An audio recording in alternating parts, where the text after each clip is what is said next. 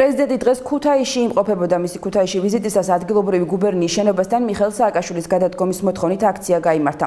პრეზიდენტი ნაციონალური მოძრაობისა და ადგილობრივი ხელისუფლების წარმომადგენლებს, ასევე იმერეთის გუბერნატორს ხვდებოდა, რის შემდეგაც ნაციონალური მოძრაობის ადგილობრივ შტაბში გადასვლას გეგმავდა, თუმცა შენობასთან შეკრებილები ამის საშუალებას არ აძლევდნენ. მიხეილ სააკაშვილი შენობიდან მოგვიანებით გავიდა, ადგილზე იმყოფებოდნენ ნაციონალური მოძრაობის წარმომადგენლები, რომლებიც მომხდარს დემოკრატიის დასამარებად აფასებენ.